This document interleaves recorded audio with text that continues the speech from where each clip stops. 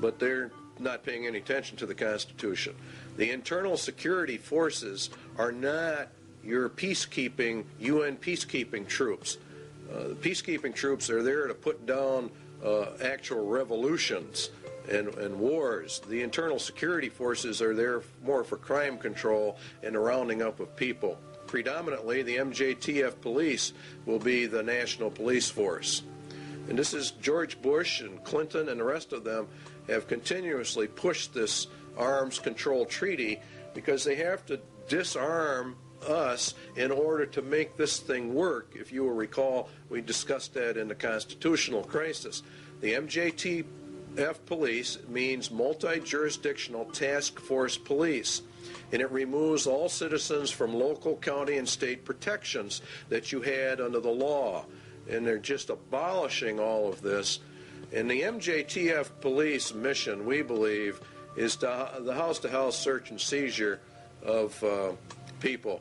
It's made up of National Guard units, state and local police, converts street gangs as needed into deputized police.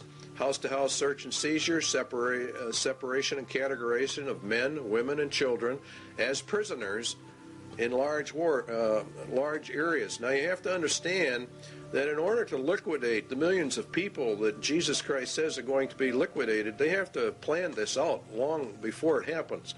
1965, they started the Office of Law Enforcement Assistance.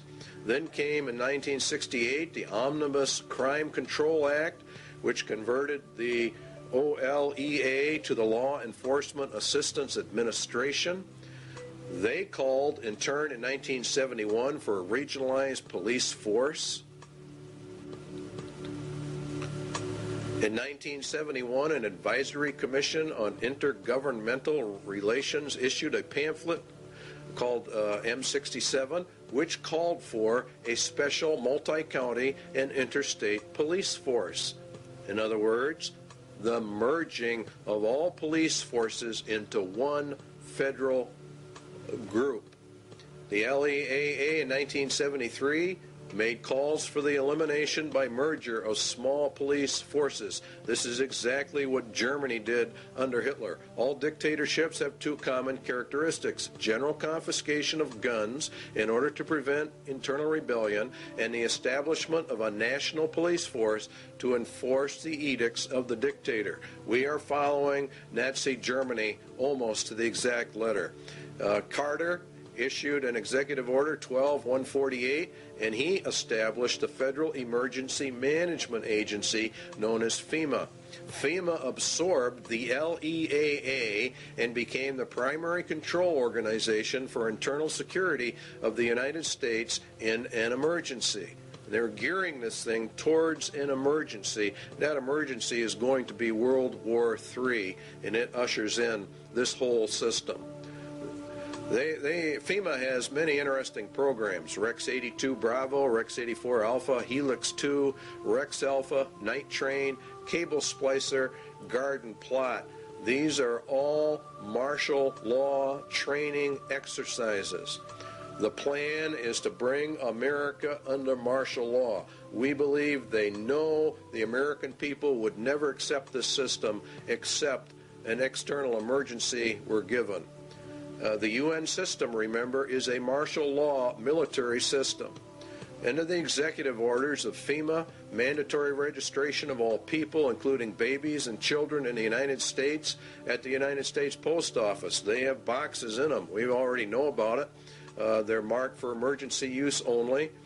The primary one here to look at is 11,000, seizure of all civilians and work brigades, which is in reality slavery, and includes the rights to split up families as well. In essence, what will happen in America is going to be worse than the communist revolution in Russia. This plan provides the basis for the deployment and employment of military resources, including National Guard personnel, for civilian disturbances. So Iron Mountain external threat number 3 has been and is now being implemented. An omnipotent police force. Next on the list is the space program as an economic substitute for war.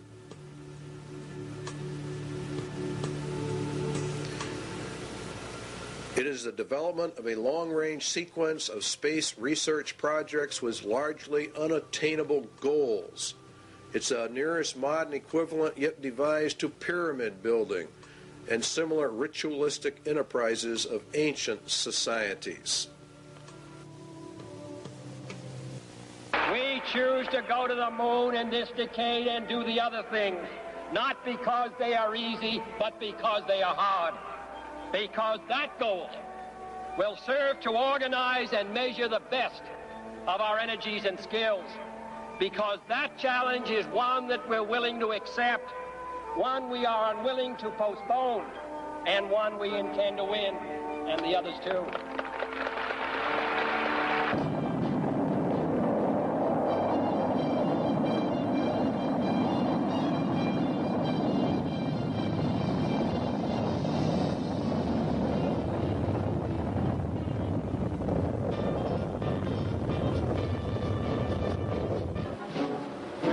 Everything associated with the Saturn V was huge.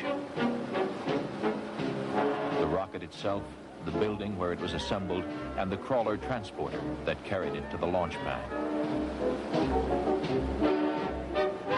The fully loaded Apollo Saturn V was 363 feet tall.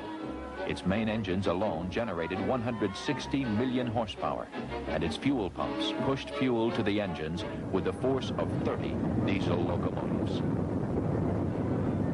As Saturn V lifted off Launch Complex 39 for the first time, it weighed more than 2,800 tons.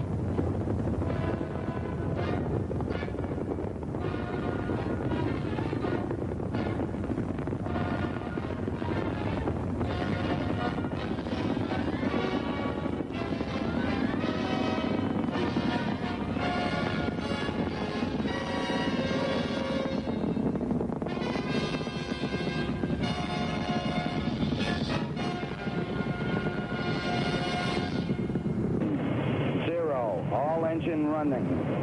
Liftoff. We have a liftoff. 32 minutes past the hour.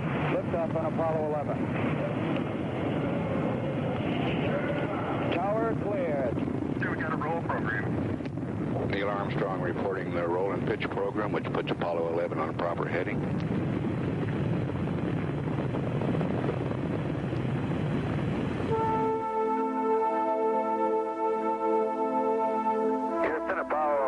Calling you on the high gain. How do you read, over? Roger, loud and clear on the high gain. Eagle, you're looking great. Coming up 9 minutes. We're now in the approach phase. Everything looking good. Altitude 4,200. Houston, you're a go for landing, over. 40 feet down, 2.5. Picking up some dust. 30 feet, 2.5 down. Straight shadow. 4 forward. 4 forward, drift into the right a little. 20, down a half. 30 seconds forward, just. Good. Hey.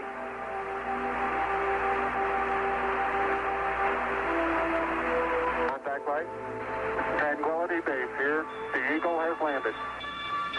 That's one small step for man, one giant leap for mankind. Across the country and around the world, the Apollo 11 crew were welcomed back as heroes.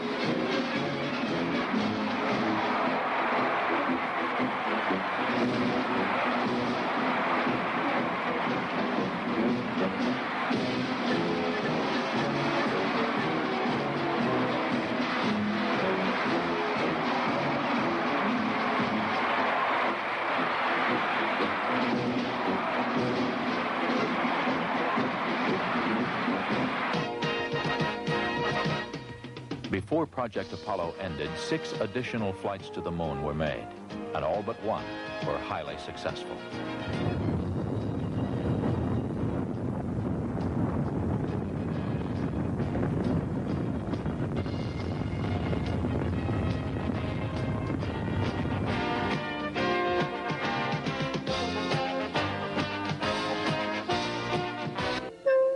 Then ASTP, Apollo-Soyuz Test Project, a joint endeavor between the Soviet Union and the United States.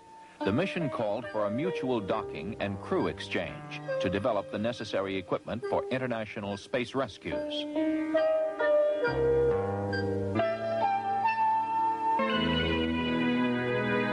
We looked back at planet Earth with Landsat remote sensing satellites.